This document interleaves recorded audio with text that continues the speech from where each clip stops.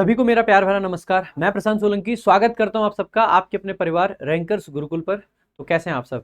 उम्मीद करता हूं सभी लोग बहुत अच्छे होंगे, बहुत शानदार होंगे, बेहतरीन ढंग से पढ़ाई लिखाई कर रहे होंगे। So finally SSC CHSL mains जो कि 18 नवंबर 2024 को कंडक्ट कराया गया था, आज 26 नवंबर के दिन इसके आंसर की आपकी रिलीज हो चुकी है और हम आपके लिए लेके आए हैं कंप्लीट एनालिसिस। पेपर का लेवल कैसा था, इस पेपर के लेवल को देख के हम सीजीएल मेंस वाले क्या सीख ले सकते हैं अगर हम अगले साल की तैयारी कर रहे हैं, चाहे वो सीजीएल का एग्जाम हो या सीएचएसएल का एग्जाम हो। सो अगले साल वाले अपनी तैयारी को किस तरीके से मोल्ड करें, इस एग्जाम को देख के वो सब चीजें जानेंगे। इसके अलावा एग्जाम का टोटल रिव्यू भी जानेंगे कि थोड़ा ज्यादा आसान था, ज्यादा मुश्किल था या किस तरीके का पेपर था, और इसके अलावा कितने क्वेश्चन ऐसे थे जो कि रॉन्ग थे जिनको चैलेंज आपको करना चाहिए, और या ऐसी कौन सी मिस्टेक्स थी जो एसएससी ने एकदम ब्लंडर कर दिए, कति ब्लंडर।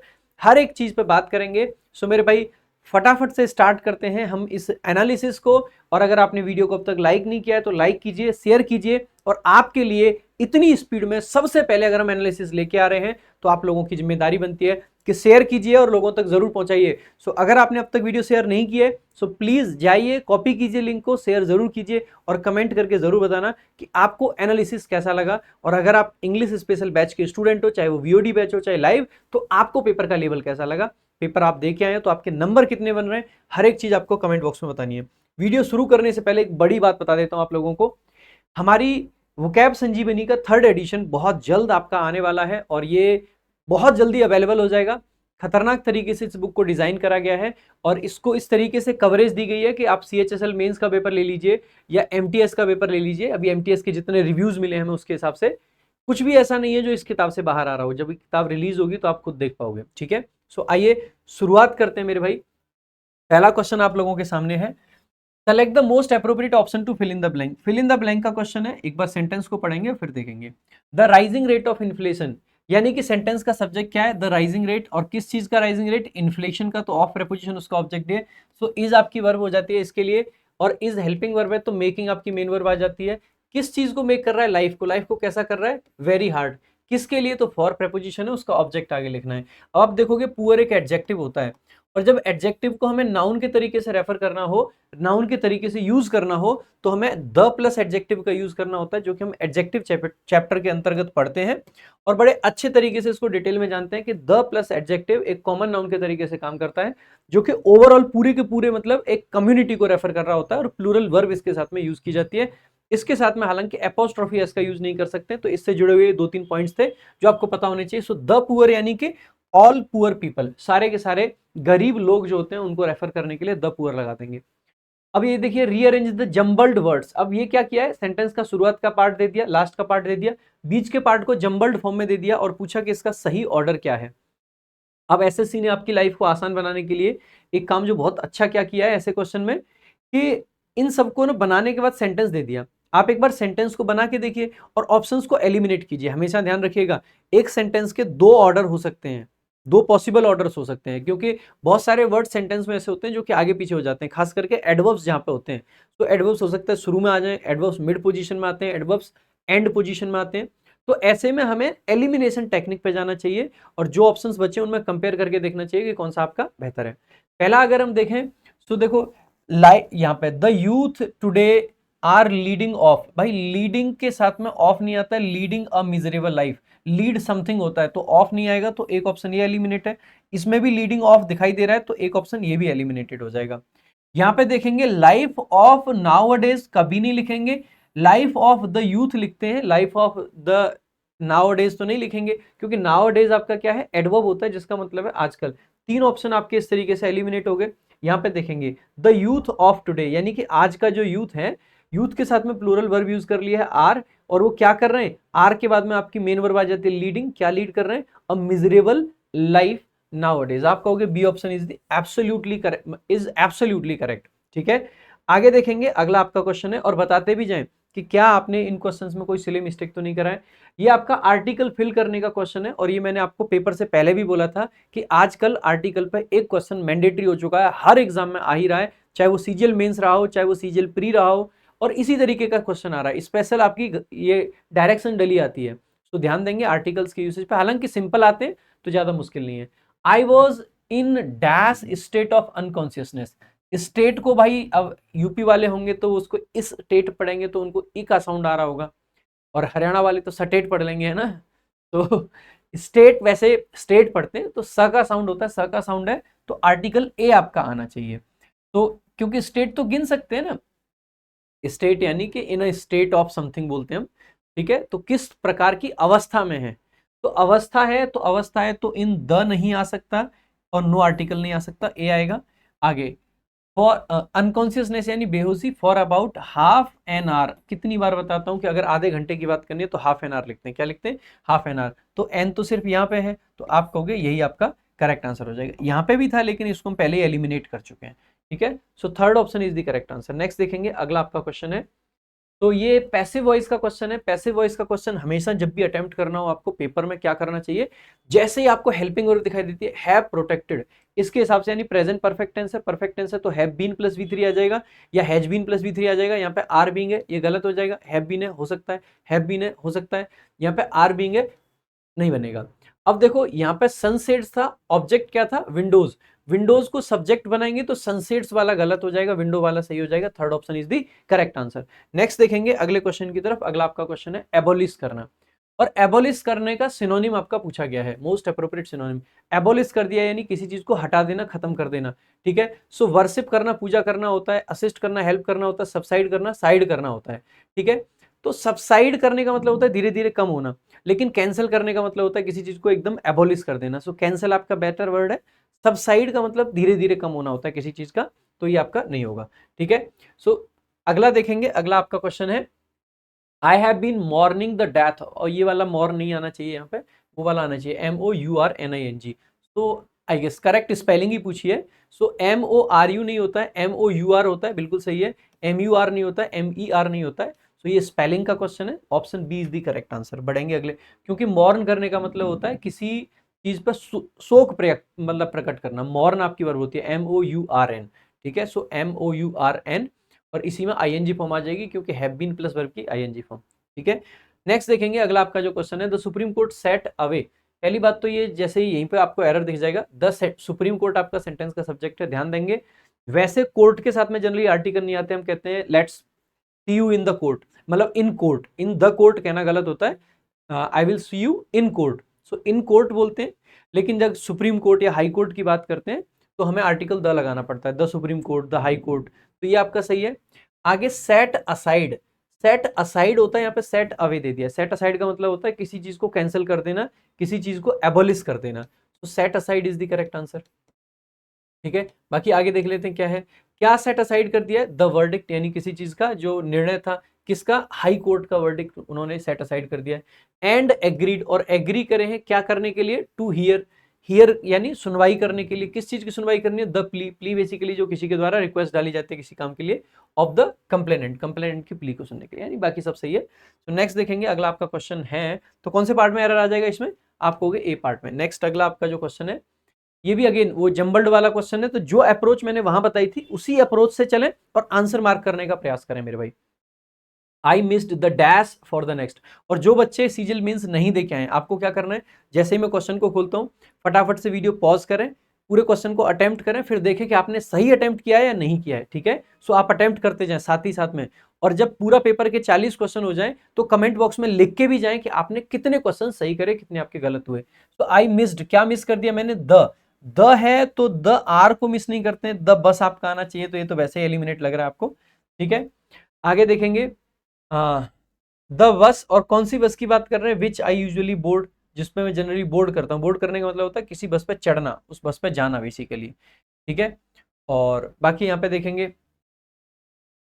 एन यूजुअली आर तो कुछ नहीं होता है, तो ये भी वैसे एलिमिनेट हो जाना चाहिए। इसके अलावा bus I usually board, which had to wait, bus wait नहीं करती है, हम कहना चाह रहे हैं कि आई मिस्ड द बस, मैंने वो बस मिस कर दी, कौन सी बस मिस कर दी, विच आई यूजुअली बोर्ड, जिसको मैं यूजुअली बोर्ड करता हूँ। एंड और हैड टू वेट, और वेट करना पड़ा मुझे किस चीज के लिए मेरे भाई, फॉर एन आवर, 1 घंटे के लिए। तो वेट फॉर के हिसाब से भी आप कर सकते हैं, काफी सारी चीजों के हिसाब से आप यहाँ पे कर सकते थे। तो अलग अलग वर्ड से सबको आपको अरेंज करके एक साथ में लगाना ही पड़ेगा, ठीक है। तो देखना पड़ेगा कि कौन सा आपका सही बन रहा है, कौन सा नहीं बन रहा है, ठीक है। तो बी ऑप्शन आपका करेक्ट बन जाएगा यहाँ पे। अगेन अगला आपका क्वेश्चन देखना है, Harish is clever than wise. Harish is clever than wise. अब देखो जब हम एक ही व्यक्ति की दो क्वालिटीज को कंपेयर करते हैं तो मोर प्लस में पॉजिटिव डिग्री का एडजेक्टिव प्लस में देन प्लस में पॉजिटिव डिग्री का एडजेक्टिव, या फिर हम यूं कहें कि अगर देन के बाद में भी एडजेक्टिव आ रखा हो तो ये भी पॉजिटिव डिग्री, ये भी पॉजिटिव डिग्री और इसके पहले मोर, क्योंकि एक ही व्यक्ति की दो क्वालिटीज हैं। तो ऐसे केस में आप क्या कहोगे, ये तो क्लेवरर कर दिया तो ये तो गलत हो जाएगा। ये क्लेवरेस्ट है तो देन के साथ क्लेवरेस्ट तो आता नहीं है। एज वाला स्ट्रक्चर आएगा ही नहीं, तो हमें लिखना चाहिए more clever than wise. Harish चालाक ज्यादा है, समझदार कम है। ठीक है, आगे देखेंगे अगला जो आपका क्वेश्चन है, the people of dash to survive. Okay, यहाँ पे भी उसी प्रकार का क्वेश्चन है जो कि आपका जम्बल्ड फॉर्म वाला है। ठीक है, तो the people of dash, this island कह सकते हैं, रिमोट आइलैंड कह सकते हैं, दिस रिमोट आइलैंड कह सकते हैं। ठीक है, वैसे रिमोट आइलैंड के आगे कोई ना कोई आर्टिकल चाहिए था, तो ये तो जनरली आपका नहीं होना चाहिए। दिस रिमोट आइलैंड अगेन बन सकता है। आगे डिप्राइव के साथ में हमें पता है कि ऑफ आता है, तो यहाँ पे डिप्राइव के साथ ऑफ है, यहाँ पे भी है और यहाँ पे भी डिप्राइव्ड ऑफ है। Are deprived of essential commodities needed. अब नीडेड के साथ रिमोट नहीं आएगा, नीडेड रिमोट बिल्कुल नहीं मिलेगा। रिमोट टू सर्वाइव ना, ये तो वैसे ही गलत हो जाता है। ठीक है, needed this to survive, needed this क्या, तो ये भी नहीं बनना चाहिए। ठीक है, this remote island are deprived of essential commodities जो कि नीडेड होती हैं। डिप्राइव्ड ऑफ टू सर्वाइव, देखो टू सर्वाइव के पहले ऑफ नहीं आएगा क्योंकि इस ऑफ के आगे क्या चाहिए, इसको ऑब्जेक्ट चाहिए, ऑब्जेक्ट चाहिए, तो ये वाला भी गलत हो जाता है। तो आप आसानी से कह सकते हो कौन सा बचा, थर्ड ऑप्शन। एक बार पढ़ के भी देख लेंगे, the people of this remote island, इस रिमोट आइलैंड के आर डिप्राइव्ड ऑफ, जो कि डिप्राइव्ड ऑफ ने किस चीज के डिप्राइव्ड ऑफ ने, एसेंशियल कमोडिटीज, जरूरी कमोडिटीज यानी सामान। और कौन सी कमोडिटीज, जिनकी जरूरत होती है, नीडेड, किस चीज के लिए नीडेड है वो, टू सर्वाइव, सर्वाइव करने के लिए। तो आप आसानी से कह सकते हैं C is the correct answer. Next देखेंगे, अगला आपका क्वेश्चन है, देखो एलिज, देखो एंटोनिम पूछा है, have always come to his rescue in spite of his attempts to defend him. देखो अलाइज की बात कर रहे हैं यहाँ पे। अलाई का मतलब होता है मेरे भाई फ्रेंड्स, दोस्त। जैसे अलाइज होते हैं ना, अलाई जो होता है, जैसे आपने अगर विश्व युद्ध के बारे में पढ़ा है, तो अलाई कंट्रीज थी, अलाइज जो थे, जो मित्र राष्ट्र थे, एक धुरी राष्ट्र थे, तो मित्र होते हैं अलाई।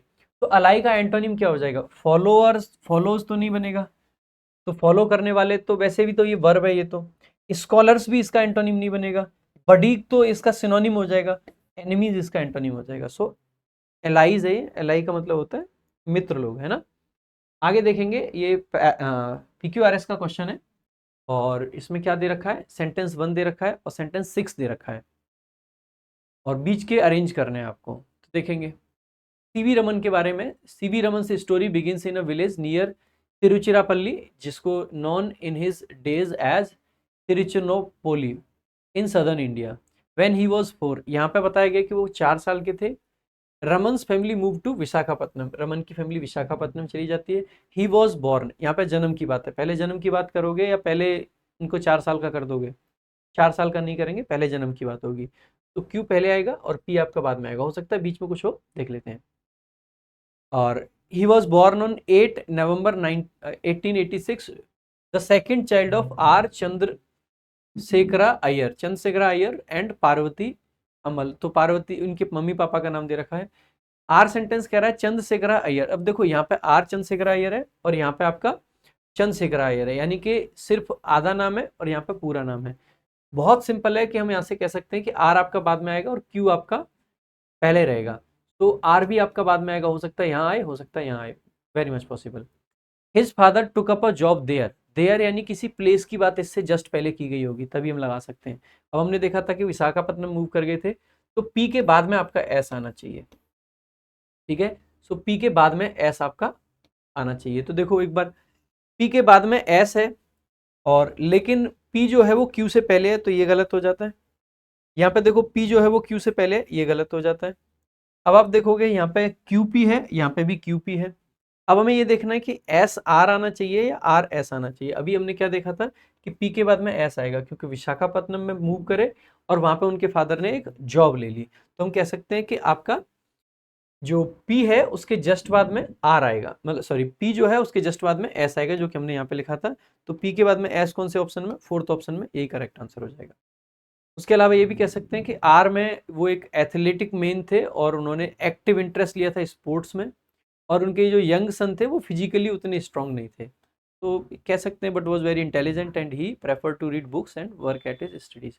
कोई दिक्कत नहीं, ये इस तरीके से बन जाएगा। तो पीएस वाला पॉइंट जो था ये अच्छा पॉइंट है, ध्यान रखेंगे इसका। आगे देखेंगे अगला जो आपका क्वेश्चन है, क्वालिटर डे ईडियम होता है। क्वालिटर डे का मतलब है किसी चीज को बंद, कोई काम जो हम कर रहे हैं उसको बंद कर देना और अगले दिन के लिए छोड़ देना उसको, तो क्वालिटर डे यानी stop working on something.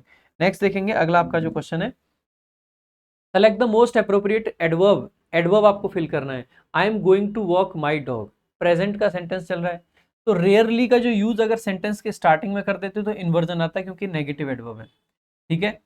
Annually जो आपका होता है ये एडवर्ब ऑफ फ्रीक्वेंसी है, फ्रीक्वेंसी है और वो भी डेफिनेट फ्रीक्वेंसी है, ये सेंटेंस के लास्ट में आते हैं, ठीक है। और जनरली ये तो एडवर्ब ऑफ फ्रीक्वेंसी अगर आ जाएगा तो प्रेजेंट का कॉन्टिन्यूअस टेंस नहीं आ सकता, यहाँ पे इंडेफिनिट टेंस आता है क्योंकि फ्रीक्वेंसी आ जाती है। ऑलरेडी तो सेंटेंस में हेल्पिंग वर्ब के बाद में और मेन वर्ब के पहले आता है और जनरली परफेक्ट टेंस में आता है, तो ये भी नहीं हो सकता। नाउ का मतलब है अब मैं क्या कर रहा हूं, I am going to walk my dog, अब मैं वॉक को मतलब सॉरी डॉग को वॉक कराने जा रहा हूं, नॉट वॉक को डॉग, ठीक है। आगे, the patient says I am fine, ये आपका नरेशन का क्वेश्चन है, मेंस में नरेशन के क्वेश्चंस आते हैं।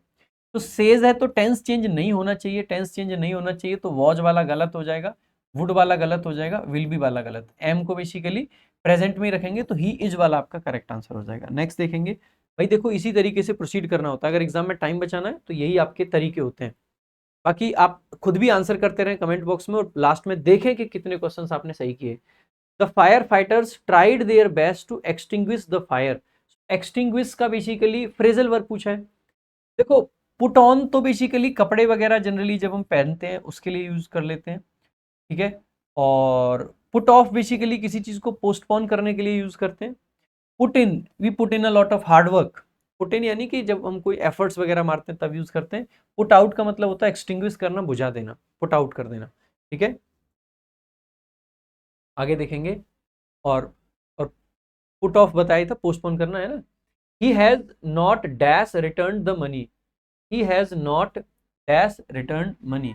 अब देखो जैसे ही आप देखोगे return has plus negative sentence है, परफेक्ट टेंस है, तो आप कहोगे सर देखो ओनली टू स्टिल सब छोड़िए, येट आएगा, स्टिल आता है कॉन्टिन्यूस टेंस में, येट आता है परफेक्ट टेंस में, टेंस परफेक्ट है इसीलिए येट आपका आ जाएगा, he hasn't yet return the money. Next देखेंगे अगला आपका क्वेश्चन है, doctor saved many lives during the pandemic. इसको बेसिकली वॉइस चेंज करना है, सेव्ड है पास्ट इंडेफिनिट टेंस है, वॉज वर प्लस V3 से बनेगा, यहाँ पे हैव है, यहाँ पे आर है, यहाँ पे वर है, यहाँ पे वर है, लेकिन यहाँ पे बीइंग आ गया तो गलत हो जाएगा, इसीलिए option 4 is the correct answer. Next देखेंगे अगला आपका क्वेश्चन है, तो research in social science is plagued now days on gloomy definitions and measurements. तो सब्सटीट्यूशन पूछा है, एक बार देख लेते हैं। तो is plagued, research, research subject है, इन प्रपोजिशन है, उसका ऑब्जेक्ट है सोशल साइंसेज, इज आपके लिए वर्ब है, इज प्लेग्ड आपका क्या है, पैसिव बन रहा है, इज प्लस V3, पैसिव बन रहा है तो प्रपोजिशन ऑन आना चाहिए या बाई आना चाहिए, प्लेग्ड बाई समथिंग होगा, बाई होगा तो देख लीजिए कहाँ है, ऑन टू है नहीं होगा, बाई है हो सकता है, अमिड है नहीं होगा, ड्यूरिंग है नहीं होगा, बाई ग्लूमी डेफिनेशंस, ठीक है। आगे देखेंगे अगला आपका क्वेश्चन है, देखो is am are was were, इनके साथ में अगर वर्ब की थर्ड फॉर्म आती है तो हम क्या यूज करते हैं, वर्ब की थर्ड फॉर्म आती है तो पैसिव मानते हैं उसको, ठीक है, पैसिव मानते हैं तो बाई आता है पैसिव में। आगे देखेंगे, it is funny how every time he fails to apply the dash. अब देखो ब्रेक्स है और ब्रेक्स है, अब आपको ये पता होना चाहिए, एक तो ये वाले ब्रेक होते हैं BRAKE, ठीक है, इसका मतलब होता है ये नाउन है, ये वो वाले ब्रेक हैं जो गाड़ी में लगते हैं, ठीक है, और इसकी प्लूरल फॉर्म क्या हो जाती है, ब्रेक्स, जो कि यहाँ पे दे रखी है। दूसरा आपका ब्रेक होता है, ये नाउन और वर्ब दोनों के तरीके से आ सकता है, ये जब नाउन होता है इसका मतलब होता है ब्रेक का मतलब अंतराल, लंच ब्रेक हो गया, ठीक है, और जब ये वर्ब होता है इसका मतलब होता है किसी चीज को तोड़ना, और इसकी जब सिंगुलर फॉर्म बनाएंगे तो ब्रेक्स बन जाएगा, यहाँ पे वही काम कर रखा है। इट इज फनी, ये बड़ा फनी है, how every time he fails to apply, apply the आ गया यानी कि आप पक्का कह सकते हो यहाँ पे नाउन चाहिए, और आगे द ग्लास लिख रखा है यानी कि ये क्या बनेगा, सब्जेक्ट तो बनने से रहा, नाउन प्रोनाउन क्या होते हैं, तो ऑब्जेक्ट बनते हैं या सब्जेक्ट बनते हैं या कॉम्प्लीमेंट बनते हैं, इसका मतलब है ये ऑब्जेक्ट बन सकता है, यहाँ पे ऑब्जेक्ट बनेगा तो यहाँ पे आपको क्या चाहिए, वर्ब चाहिए, तो आपको वही ऑप्शन ढूंढना है। तो देखो ये तो ब्रेक्स नाउन है, बन सकता है, और ये ब्रेक्स नाउन है, दूसरे में नाउन नहीं चाहिए था, ये ब्रेक्स वर्ब है, पहले में ही वर्ब नहीं चाहिए था, ये ब्रेक्स नाउन है, ये ब्रेक्स वर्ब है, ये आपका करेक्ट आंसर हो जाएगा, ये ब्रेक्स वर्ब है, ये वर्ब है, दोनों में वर्ब नहीं चाहिए था। तो C option is the correct answer. Next देखेंगे, अगला आपका क्वेश्चन है, अगर आप लोगों को याद हो जो हमने रैंकर टेस्ट कराया था इस बार, उसमें सेम इसी प्रकार का हमने एक पैटर्न पर क्वेश्चन डाल रखा था। तो फायदा रहता है भाई, रैंकर टेस्ट लगाते रहा करो, है ना। Select the incorrectly spelled word. तो इनकरेक्टली स्पेल्ड वर्ड पूछा है, यानी बाकी सब करेक्ट है। देखो इंस्टिंक्चुअल तो ठीक है, इंस्टिंक्ट जो होते हैं ना आपके, इंस्टिंक्ट जैसा, इंस्टिंक्चुअल का मतलब है इंस्टिंक्ट आपके अंदर से आ रहे हैं, ये तो सही है। इसके अलावा इनिशिएटिव, इनिशिएट करना किसी चीज को, तो ये भी ठीक है। इम्पल्सिव नहीं होता है, इम्पल्सिव होता है, IMPUL, ठीक है, SIVE। So impulsive is the correct, incorrect spelling यहाँ पे। तो इंट्यूशन भी आपका ठीक है, तो बाकी सब ठीक है, तो थर्ड ऑप्शन आपका करेक्ट आंसर हो जाएगा, ठीक है। बाकी सारे स्पेलिंग सही थे, this is the incorrect spelling, ठीक है।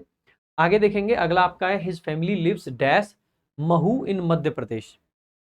तो his family lives dash Mhow. अब देखो मध्य प्रदेश एक बड़ी जगह है और महू उसमें एक छोटी जगह है। जब एक बड़ी जगह हो और उसका एक छोटा सा स्थान हो, तो उसके लिए कौन सा प्रेपोजिशन आता है? बड़ी के लिए इन, छोटे के लिए एट आता है। एट ऑप्शन में ढूंढ लेंगे, बाई नहीं आएगा, ऑफ नहीं आएगा, एट आपका करेक्ट आंसर। नेक्स्ट, आगे ये आपका क्या है, ऑप्शंस दे रखे हैं, तो करेक्टली स्पेल्ड वर्ड्स के साथ में पूछा है, यानी कि स्पेलिंग का क्वेश्चन है।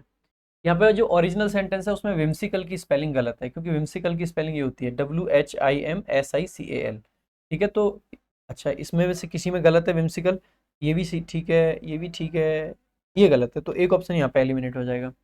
बाई नेचर, तो देखो नेचर सब में सेम ही है, नहीं, बी ऑप्शन में नेचर गलत है, NATUR कर रखा है, TURE होता है, ठीक है। आगे अगर एक कोई बढ़ेंगे, no one can seek, seek की स्पेलिंग सब में सेम ही है, यानी कि सब सही है, ठीक है। एन एक्सप्लेनेशन, एक्सप्लेनेशन की सब में सेम है, यानी कि सब सही है। तो from him for is absurd, absurd का भी सेम दे रखा है, तो सब में सेम है, सही है। एटीट्यूड, एटीट्यूड का यही गलत है, ATT आता है ना कि सिंगल टी, तो ये पहला गलत हो जाएगा। दूसरे में एटीट्यूड ठीक था, तीसरे में भी एटीट्यूड ठीक है, तो तीन ऑप्शन एलिमिनेट हो गए, सी इज द करेक्ट आंसर, ठीक है। आगे देखेंगे, अगला आपका क्वेश्चन है, he will say that he is okay.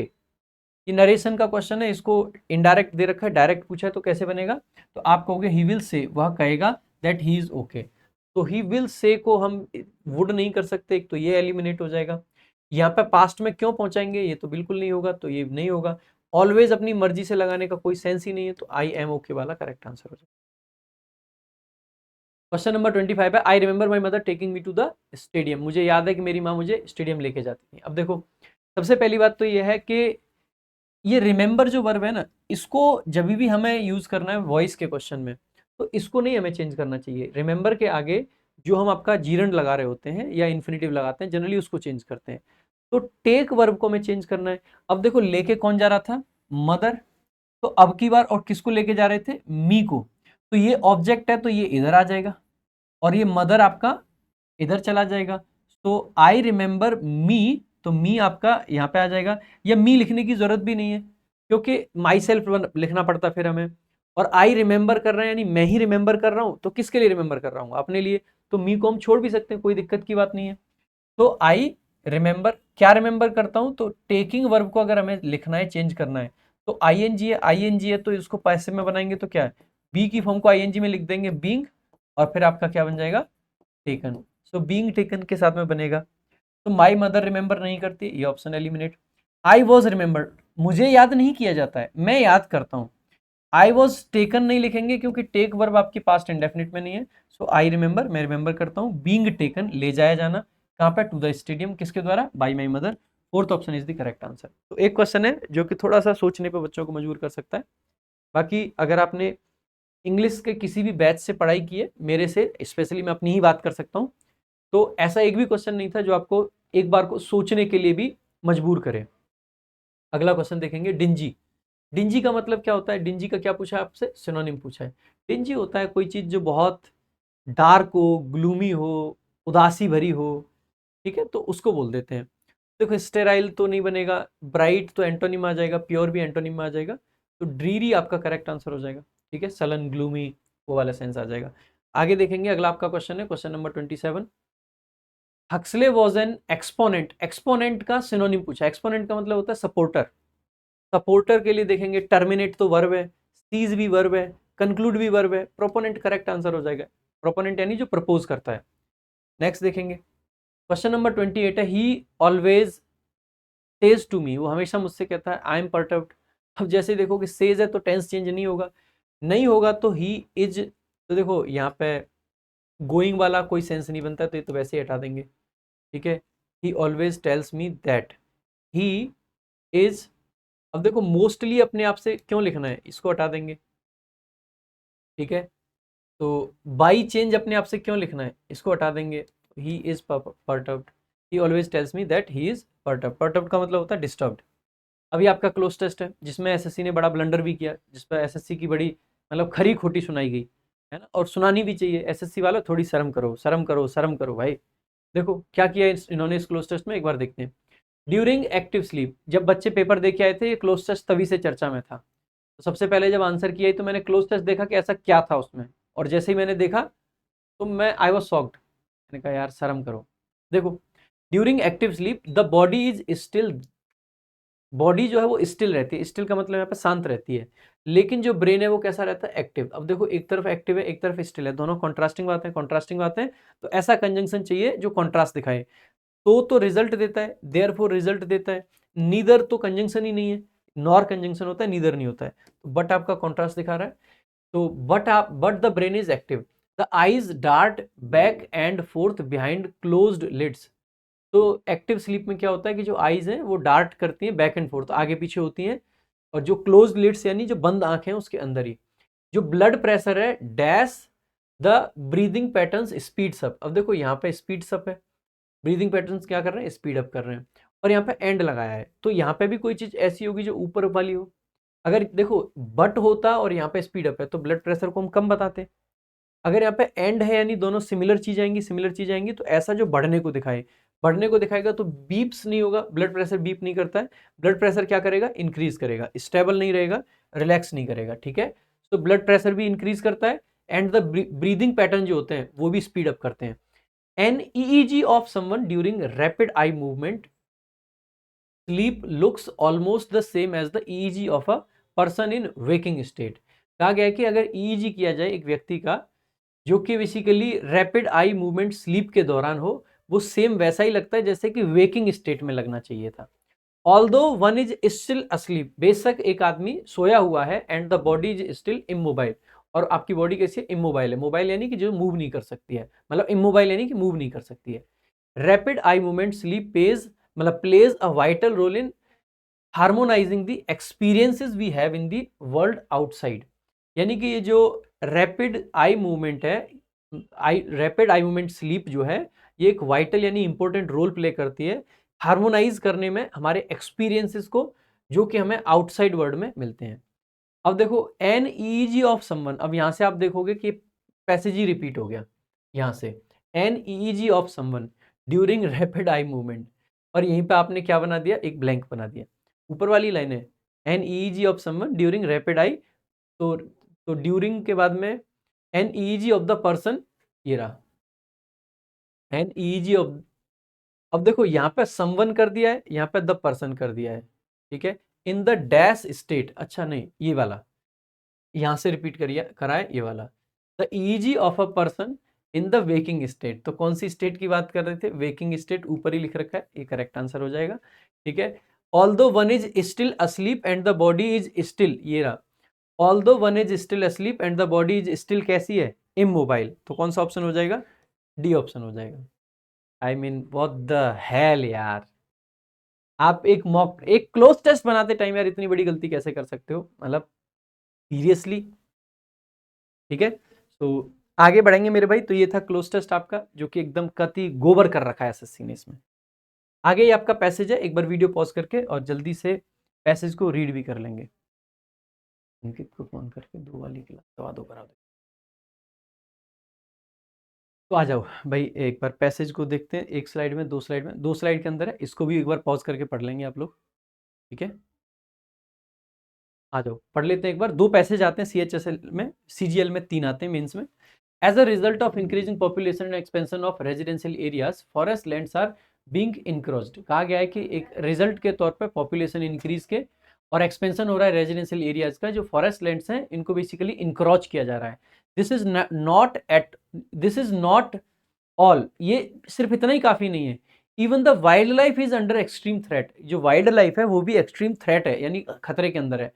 As are फोना, फोना फ्लोरा तो जानते हैं, फोना यानी कि जो जानवर है हमारे, wild life, facing a dearth of adequate shelters in forest, क्योंकि उनको एडिक्वेट शेल्टर्स यानी रहने की जगह की डर्थ है, यानी कि कमी है।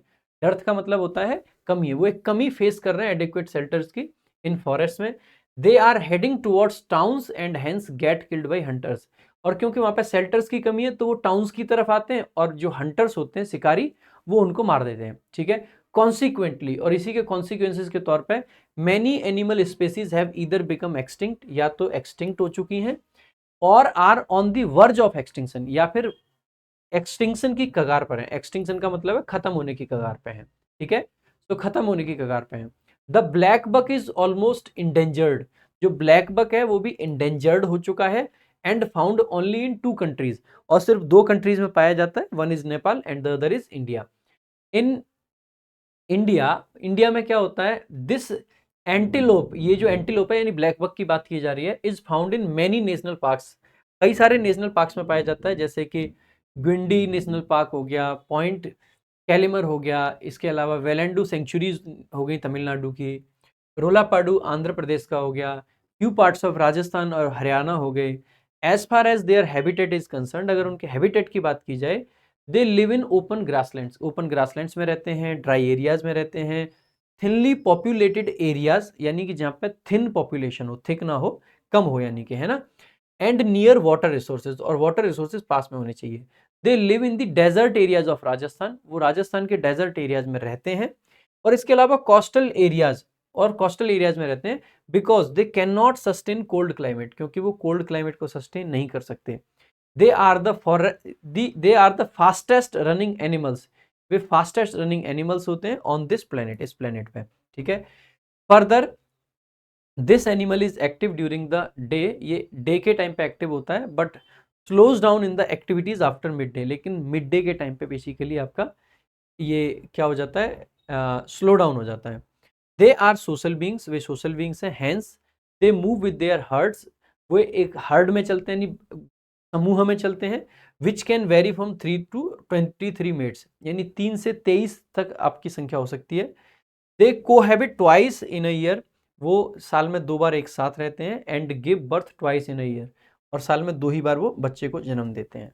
ठीक है, प्रायर टू इंडिपेंडेंस, इंडिपेंडेंस से पहले, this antelope was extensively hunted which affected their population so much that this species has reached the stage of extinction in many parts of the country।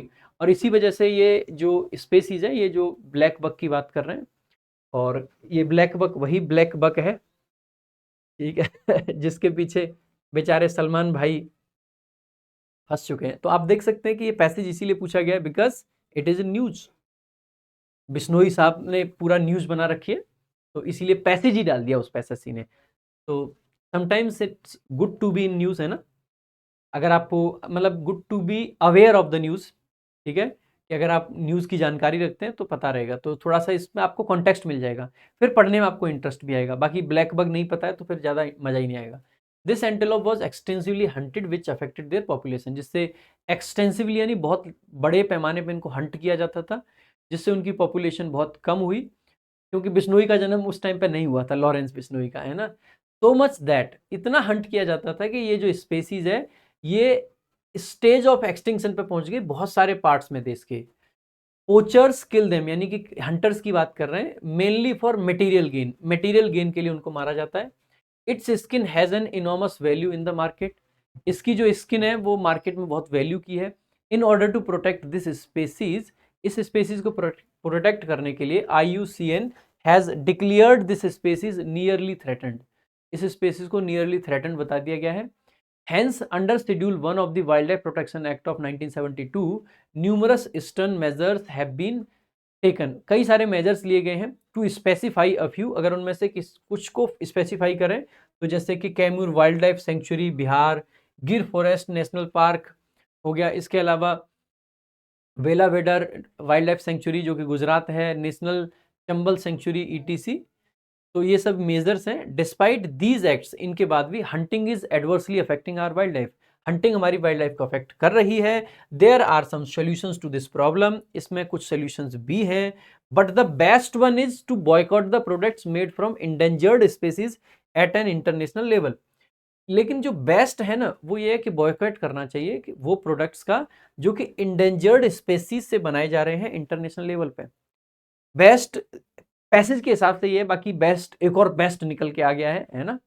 तो this seems to be effective, ये effective है, but will it prevent animal hunting, क्या इससे animal hunting prevent हो जाएगी? That's a question, that's a question and there is answer. ठीक है, क्या प्रोटेक्ट हो पाएगी? देखो, प्रोडक्ट को बैन करने से हंटिंग नहीं, क्योंकि हंटिंग कई बार शौक के लिए भी की जाती है, मटेरियल गेन के लिए की जाती है नो डाउट, बट शौक के लिए भी होती है। शौक वालों की हंटिंग को प्रोटेक्ट करने के मतलब बचाने के लिए, रोकने के लिए तो आपको पता ही है क्या हुआ है। ठीक है, तो देखेंगे, the black bug is killed because of hunters, क्या करते हैं? पर्सनल ग्रेटिफिकेशन मिलता है, पर्सनल सर्टिफिकेशन, लेकिन पैसेज के हिसाब से वो मटेरियल गेन दे रखा था साफ साफ, तो material gain is the correct answer.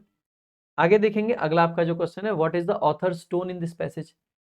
Author को चिंता है सलमान खान की नहीं, इंडेंजर्ड स्पेसीज की। तो गुस्सा नहीं है वो, गुस्सा नहीं है, मारने की धमकी नहीं दे रहा है, ठीक है, गुस्सा तो कोई और है। सो एजिटेटेड तो नहीं है, रिवेंजफुल नहीं, नहीं रिवेंज नहीं लेना चाह रहा है वो, इंप्रेस्ड है नहीं, नहीं इंप्रेस्ड भी नहीं है, वो क्या है? कंसर्न्ड है, चिंतित है, वरिड है। तो कंसर्न्ड आपका करेक्ट आंसर हो जाएगा। आगे, what is the theme of the passage? Theme क्या है? थीम क्या है? तो इंडेंजर्ड स्पेसीज, सही बात हो सकता है इंडेंजर्ड स्पेसीज की ही बात करी जा रही है। फॉरेस्ट एंड देयर यूसेज ना, फॉरेस्ट के यूसेज की तो कहीं बात भी नहीं की। ओवर पॉपुलेशन ना, लैंड इंक्रोचमेंट ना। So correct answer is option A. ठीक है, endangered species. Now fourth question of the passage, choose the word which closely means adversely. Adversely का मतलब है मतलब अपोजिट तरीके से, बुरे तरीके से, खराब तरीके से। तो डिस्ट्रेसिंग तो नहीं बनेगा, स्कार्सली तो नेगेटिव वर्ड है ना के बराबर, डिग्रेशिंग भी नहीं बनेगा, डेट्रीमेंटली, डेट्रीमेंटल का मतलब होता है harmful.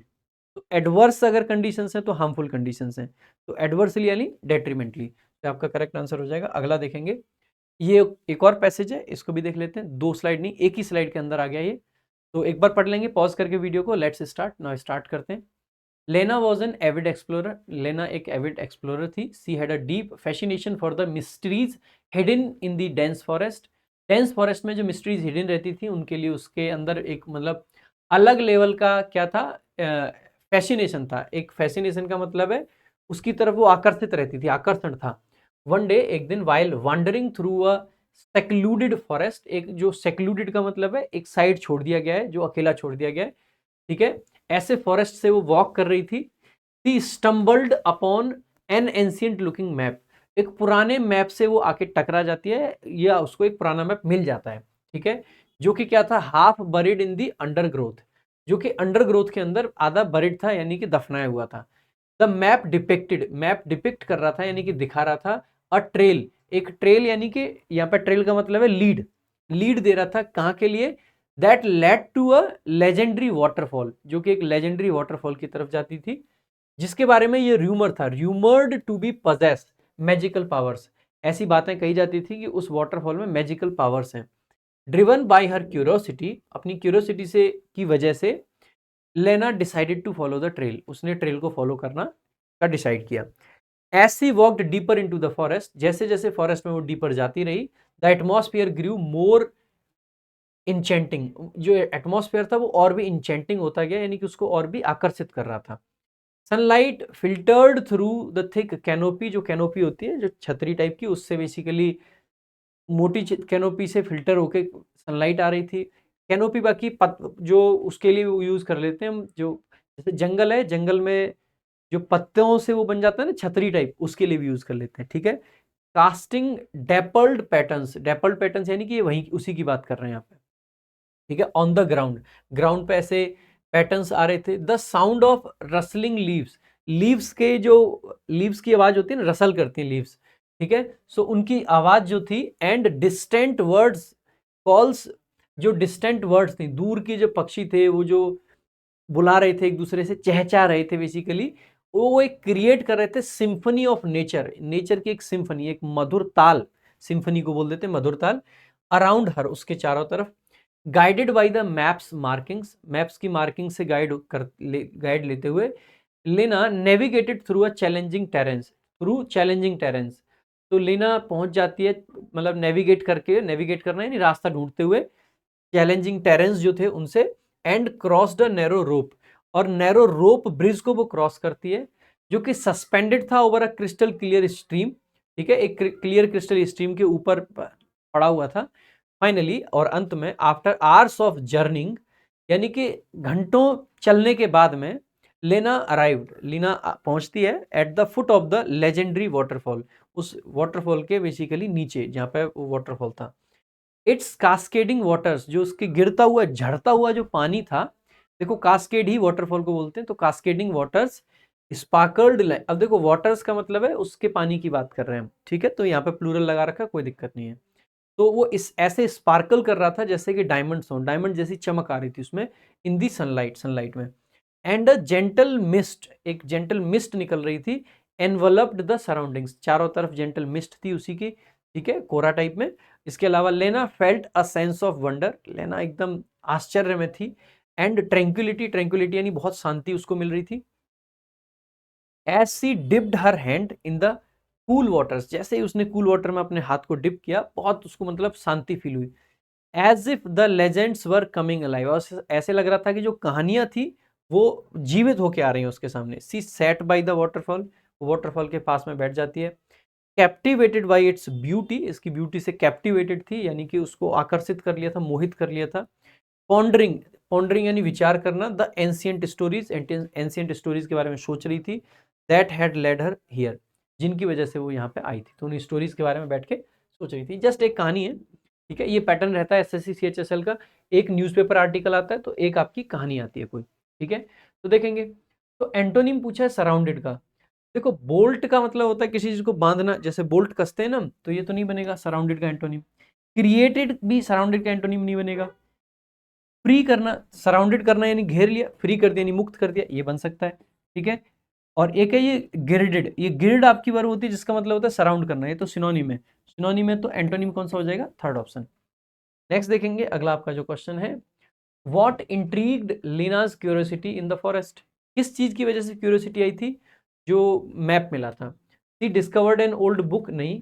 Found a hidden cave, नहीं। Stumbled upon an ancient map, सही बात है। Heard whispers in the wind, नहीं। आगे देखेंगे, 39th क्वेश्चन है, and where did Lena find the map, Lena को मैप कहाँ पे मिला था। In a bookstore in the town, बिल्कुल भी नहीं। कहाँ पे मिला था, half buried in the undergrowth, सही बात है, हाफ बरिड था, ठीक है, आधा दफनाया हुआ टाइप में। बरिड इन द सैंड, नहीं। अंडरनेथ अ ब्रिज, नहीं। तो ये सब नहीं बनेगा। Last question of the paper, what was Lena's reason for following the trail on the map, उसका रीजन क्या था, क्यों उसने फॉलो की थी। ओके, तो इसका क्वेश्चन नहीं पूछा है, ये कह रहे हैं कि ट्रेल, इसकी करेक्ट स्पेलिंग, तो ये तो ट्रायल कर दिया इन्होंने, ट्रायल नहीं होना चाहिए, ट्रेल था, TRAIL, तो ये तो नहीं होगा, ये नहीं होगा, ये नहीं होगा, ये वाला करेक्ट स्पेलिंग है, ठीक है। तो इसमें क्या सही स्पेलिंग होगा ये आपका पूछा गया है। तो ये था आपका 40 क्वेश्चन, कितने क्वेश्चन सही करे कमेंट बॉक्स में बताएं। बाकी मेरे भाई आपको एक बात और बता देता हूँ, कि अगर आपको लगता है कि ये पेपर में थोड़ी सी भी मुश्किल हुई, अगर एक क्वेश्चन भी गलत हो रहा है ना भाई, तो कहीं ना कहीं दिक्कत है, और अगर दिक्कत को खत्म करना है तो कम ईयर माय डियर फ्रेंड्स, ये है आपका इंग्लिश VOD बैच। बहुत अच्छा बैच है, मतलब कंटेंट वाइज सॉलिड, सॉलिड, आप जिससे भी रिव्यू लेंगे कंटेंट बहुत ज़बरदस्त है। आप जिसने भी VOD बैच लिया हो एक बार पूछना, हर एक चीज़ को बड़े बेसिक से और बड़े ज़बरदस्त अंदाज में समझा रखा है। यहाँ पे मॉक टेस्ट में मैं काफ़ी फास्ट चला हूँ, कारण है कि मॉक टेस्ट मेंस का था, ये जो पेपर था मेंस का था, तो मेंस के हिसाब से मैं पढ़ा रहा हूँ। बाकी फाउंडेशन बैच है VOD वाला, सो जीरो लेवल से लेके और एडवांस लेवल तक पढ़ाते हैं, ज़बरदस्त कंटेंट है, बहुत सारी प्रैक्टिस सीट्स हैं, और सबसे खास बात है 699 रुपये में लाइफ टाइम आपको वैलिडिटी मिलती है, तो दिस इज समथिंग स्पेशल, ठीक है। आपको अपडेटेड क्लासेस मिलेंगी, सारी क्लास नोट्स मिलेंगे, type wise level wise seats मिलती हैं, चैप्टर वाइज मॉक टेस्ट मिलते हैं, ऑल PYQs मिल जाएंगे, 150 से भी ज़्यादा आपको मॉक टेस्ट मिल जाएंगे, जो कि CGL CHSL CPO सबके होंगे, प्री के भी होंगे, मेंस के भी होंगे। बहुत सारे क्विज मिलेंगे जिसमें चैप्टर वाइज क्विज होंगे, वोकैबुलरी के क्विज होंगे, कॉम्प्रीहेंशन की भी चीज़ें मिलेंगी, इसके अंदर आपको सब कुछ मिलता है। बाकी आपका मन ये है कि नहीं नहीं हमको लाइव पढ़ना है, so this is our live batch. Ranker 17.0, 999 रुपये की फी में 2 साल की वैलिडिटी के साथ में, इसमें सब कुछ लाइव आपको मिलता है, सेम फीचर से लाइव मिलता है। सारे सब्जेक्ट अगर आपको पढ़ने, so this is our combo batch. ये विक्रम सर रीजनिंग पढ़ाते हैं, खतरनाक रीजनिंग पढ़ाते हैं विक्रम सर, मतलब जबरदस्त। रीजनिंग में कोई डाउट्स आपके नहीं रह जाएंगे। मैथ्स आदित्य रंजन सर, क्या ही कहने, ठीक है, आप जानते ही अच्छे से। बाकी इंग्लिश तो मैं पढ़ा ही रहा हूँ, और राधिका मैम और पुष्पिंदर सर साइंस पढ़ाते हैं, दीपक सर, सुशांत सर आपका जीएस पढ़ाते हैं, और अमित सर करंट अफेयर वगैरह पढ़ाते हैं, लाभ सिंह नैन सर अपना मतलब कंप्यूटर पढ़ाते हैं। तो ये सारे टीचर्स आपको मिल जाते हैं एक ही जगह पे, तो आप कॉम्बो बैच भी चेकआउट कर सकते हैं।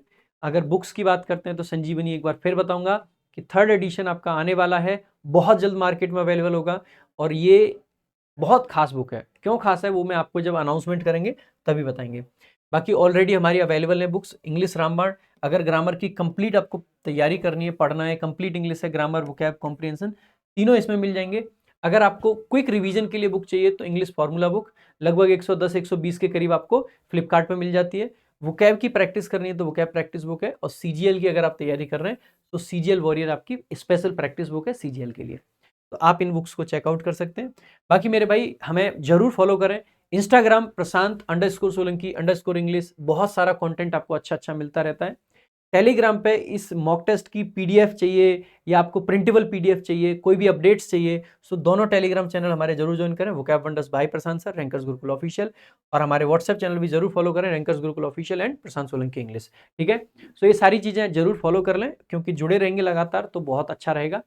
बाकी मेरे भाई आज के लिए और अभी के लिए इस वीडियो में इतना ही। शेयर जरूर करें, लाइक जरूर करें, हर किसी तक पहुंचाएं। Thank you so much. जय हिंद, जय भारत।